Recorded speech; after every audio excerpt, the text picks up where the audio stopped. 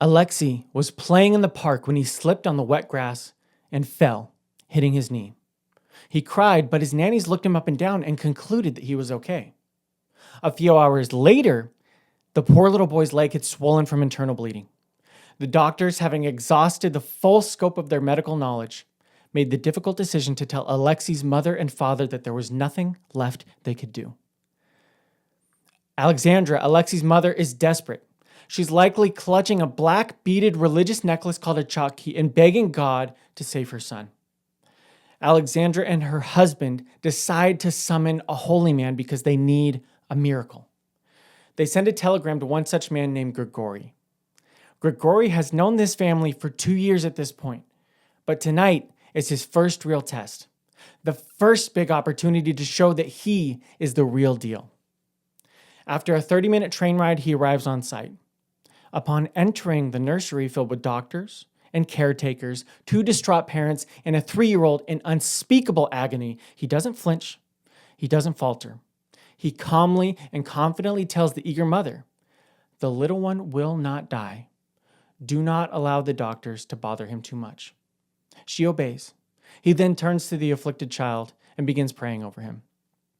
And for reasons completely beyond the comprehension of all present company, it works. Soon, Alexei is sleeping soundly, and Grigory Rasputin has officially cemented himself as the supreme advisor to the most powerful family in Russia. The turn of the 20th century in St. Petersburg brought with it one of the most repulsive yet captivating figures in its nearly 1,000-year history.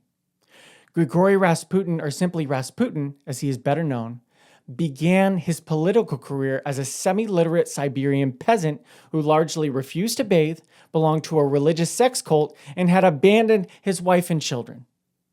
On paper, he had no business being welcomed into the private chambers of the Russian royal family. But life isn't lived on paper, especially if you're illiterate. I'm Justin.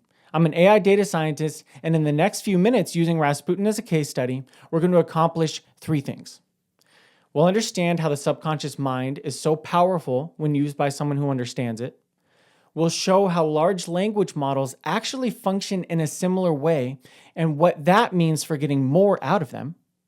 And finally, I'll give you a prompt that forces AI to think like Rasputin so you can try out the principle for yourself. Now back to the story. If that had been the only thing Rasputin accomplished with the Romanovs, he would have faded into history as a footnote. But even a cursory study of his story is enough to convince you that that one-time, seemingly impossible soothing of the hemophiliac air was no fluke. Rasputin survived multiple assassination attempts, gave several chilling prophecies that came true in spectacularly bloody fashion, and effectively hijacked the entire ruling class using little more than unadulterated self-confidence and near supernatural intuition. But what does that really mean? The truth is that Rasputin, for his wholly repugnant qualities and in all likelihood, did save the boy that night. Today, the theory is that doctors of that day regarded aspirin as a miracle drug, and they used it for everything. This was 1912, and aspirin wouldn't have been known to thin the blood for another 50 years. So was he just a medical Luddite who distrusted modern medicine and got lucky? Was it a naive yet fortuitous lining up of events? Maybe partially. But when you factor in other events from his life, I think a more nuanced answer is needed. As previously noted, Rasputin was almost illiterate. This wasn't particularly uncommon in the 20th century Russia, but it likely aided him in developing his ability to read people, which he undoubtedly did to as great or greater effect than perhaps anyone else in history. See, there are 2 types of thinking as popularized by Daniel Kahneman and Amos Tversky, System 1 and System 2. Think of System 2 as akin to a calculator. It's straight across, logical, like a math equation, and people who are System 2 thinkers generally can do math in their heads, hold on to multiple variables, and prefer linear, step-by-step processes. They struggle to make decisions on the fly. Thorough, accurate, and slow. System 1 thinkers, on the other hand, generally make decisions with their gut. They make connections to seemingly unrelated topics and surf the waves of their subconscious. They often feel the right answer more as a direction to start moving then have to come up with the words to explain why they thought that after the fact. As you've probably guessed, Rasputin was a world-class System 1 thinker. So on that fateful night when the doctors, likely System 2 thinkers, were busy frantically poring over medical books and arguing over dosage amounts, Rasputin entered, took in the room, and acted. If we look at the data, it becomes even more clear. The primary unit of measurement for thought is actually the same in people as it is in computers: bits. A bit is the amount of information needed to reduce uncertainty by exactly half. A coin flip is 1 bit. This leads us to a mind-blowing fact. Science has proven that information is physical. It's called the Landauer principle. In 1961, Rolf Landauer at IBM discovered that the energy required for a computer to forget 1 bit of information actually generates a small but specific amount of heat. Information is as physical as fire or water.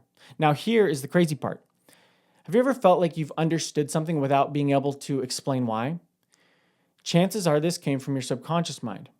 And this makes perfect sense when you consider the bandwidth. Your conscious mind, System 2, can only process about 40 to 50 bits per second. Meanwhile, your subconscious mind can process 11 million bits of information per second. Rasputin's vibes were actually a supercomputer processing 11 million bits of social data that the doctors couldn't see because they had their heads stuck in textbooks.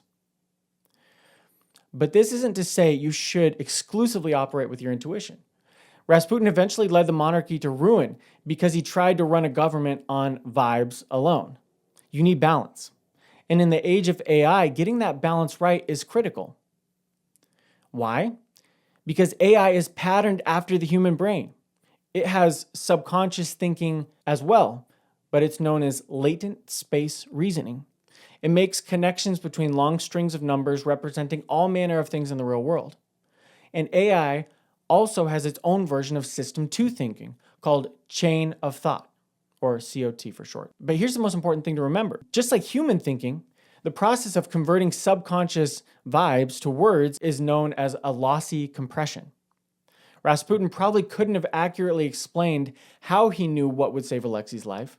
If asked, he likely would have said, "God told me," instead of detailing the thousands of micro-expressions he read on the mother's face. But this is really a crucial distinction to understand.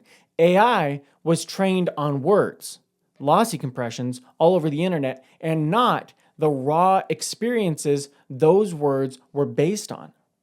Lossy compressions, by definition, lose a lot of information. For example, try to describe in words what salt tastes like without using the word salty. It's pretty hard, right? Now think about what salt tastes like. Easy. When you describe the taste of a delicious meal, you can feel that. AI can't. It can only predict what words you are likely to use to describe it. So whether you work with AI professionally or just use it personally, the best practice is to play to your strengths and let the AI play to its strengths. Let AI handle the heavy lifting of System 2 thinking. It can scan 500 pages of legal contracts in seconds. But what it needs from you is taste. It knows everything but doesn't care about anything. Human passion, intuition, and judgment are still crucial, and they'll become even more so as we move into the future.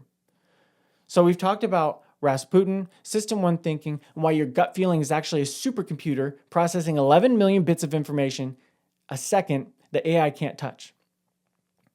And I originally planned on walking you through an app I built to handle this, but honestly, you don't need my app to test this principle. You just need to talk to the AI differently. So I wrote a specific System 1 simulator prompt, and it forces the AI to stop acting like a calculator and start acting like, well, Rasputin, without the sex addiction and the refusal to bathe. It forces it to make intuitive leaps before it tries to explain them. It's in the description below. Copy it, paste it in ChatGPT or Claude, and see how it can make a difference in your use of AI. And I'm interested to hear how it goes, so leave comments. And while I'm at it, I might as well shamelessly plug that I am building an app called CanaryWise that automates the entire human-first workflow for essay writing, but it's not quite ready for the public yet. If you want to be the first to know when I open the doors, there's a waitlist link down there too. Until then, stop trying to be a calculator. You will lose in the age of AI. Be the irrational, intuitive, chaotic human that the machine can't copy. I'm Justin. Thanks for watching.